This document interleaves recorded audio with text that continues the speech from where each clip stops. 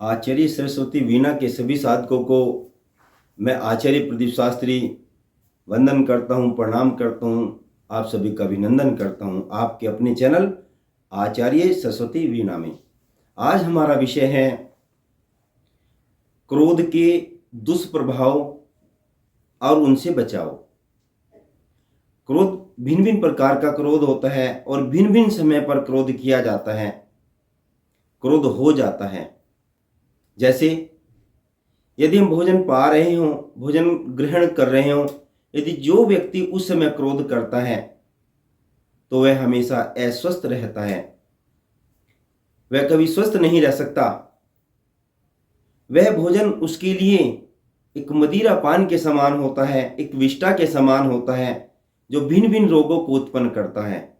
इसलिए हमें खाना खाते समय कभी क्रोध नहीं करना चाहिए, प्रसन्न मन से भोजन पाना चाहिए। इसी प्रकार से जब कभी हम किसी यात्रा पर जा रहे हों या किसी कार्य पर जा रहे हों, उस समय भी हमें क्रोध करके या वाद विवाद करके घर से नहीं निकलना चाहिए।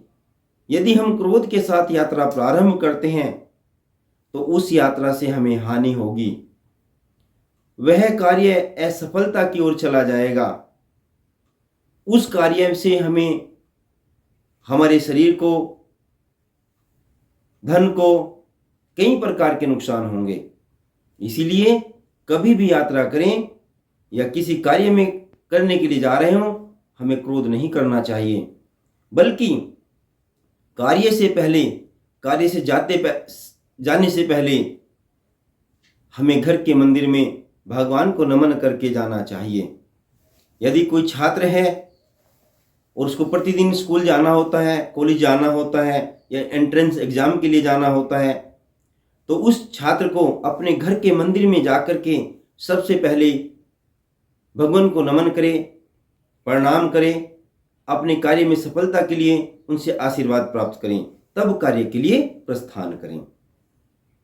इसी प्रकार से जब सोने का समय हो रहा हो, यदि सोते समय किसी बात पर वाद विवाद करते हैं, कलह करते हैं, क्रोध करते हैं, तो वह व्यक्ति अपनी आयु को कम करता है। इसलिए सोने से पहले भी क्रोध नहीं करना चाहिए, कलह नहीं करना चाहिए। प्रसन्न मन होकर के भगवान के मंत्रों का जाप करते हुए उसे सो जाना चाहिए। जो अपने उसके इष्ट मंत्र होते हैं उनके साथ भगवान का नाम लेते रहते तब उसे निद्रासन करना चाहिए, सो जाना चाहिए।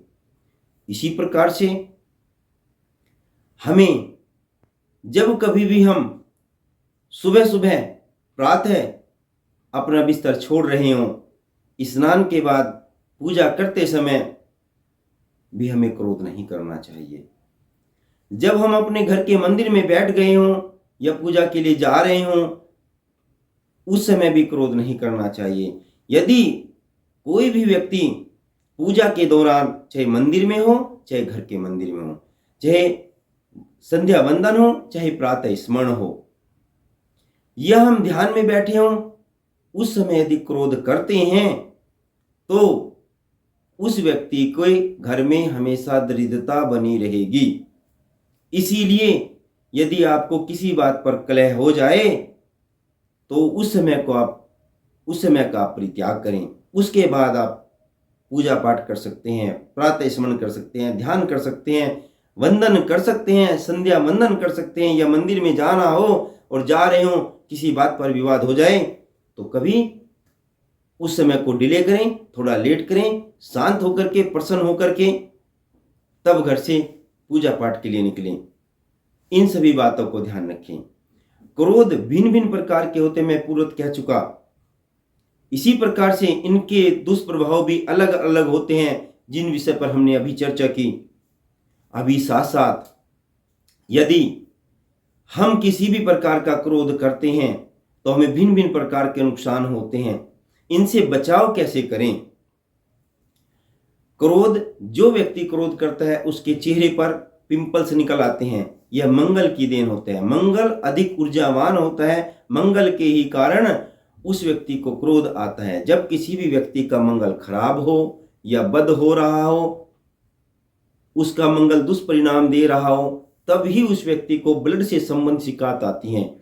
चाहे वो स्किन की हो, जैसे कि स्किन पर पिंपल्स निकल जाना चेहरे पर, तो समझ लेना कि उसका मंगल बद चल रहा है।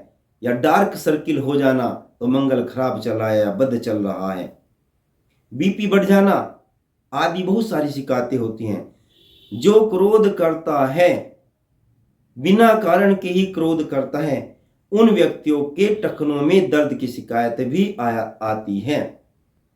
इसीलिए क्रोध नहीं करना चाहिए, उसका परित्याग करने की कोशिश करें। वैसे क्रोध के कारण पेट में गैस भी बनती है। गैस बनने के और भी कारण हैं। क्रोध के कारण भी गैस बनती है और भिन्न भिन्न कारणों से गैस बनती है। अच्छा, अब हम इन क्रोध से बचाव कैसे करें? सबसे पहले दाहिने हाथ के अंगूठे में चांदी का छल्ला धारण करें। यदि पुरुष है तो दाहिने हाथ में और स्त्री है तो लेफ्ट हैंड के अंगूठे में चांदी का छल्ला धारण करें। प्रत्येक मंगल 8 मीठी रोटी बना करके पक्षियों को खिलाएं। यदि 8 नहीं बना सकते तो कुछ कम बना लें, पर वैसे 8 ही बनानी है। 8 मीठी रोटी बना करके पक्षियों को खिलाएं। ऐसा करने से मंगल जो किसी प्रकार का प्रभावित हो रहा था, अशुभ फल को शुभ फल में कन्वर्ट कर देगा। जब हम मीठी रोटी पक्षियों को खिलाएंगे, उसमें कौवा भी खाएगा, तो शनि और बुध की एनर्जी मंगल को थोड़ा प्रभावित करेंगी। इस कारण से मंगल थोड़ा शांत हो जाएगा। पक्षियों को रोटी प्रतिदिन भी खिला सकते हैं। इसी प्रकार से चांदी का अंगूठा धारण करना, स्नान के तुरंत बाद पानी पीना प्रारंभ कर देना चाहिए। साथ ही साथ ऐसे व्यक्ति को प्रत्येक मंगलवार के दिन शिव पिंडी पर शहद चढ़ाना चाहिए। यदि प्रतिदिन शहद चढ़ा दें, लगातार 43 दिन चढ़ा दें, 43 डेज चढ़ा दें, तो भी मंगल शुभ परिणाम देना शुरू कर देता है।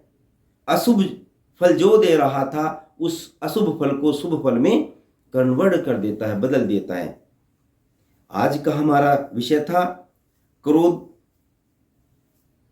के विभिन्न प्रकार, उनका दुष्परिणाम, उनसे बचाओ। जय हिंद, जय भारत, वंदे मातरम।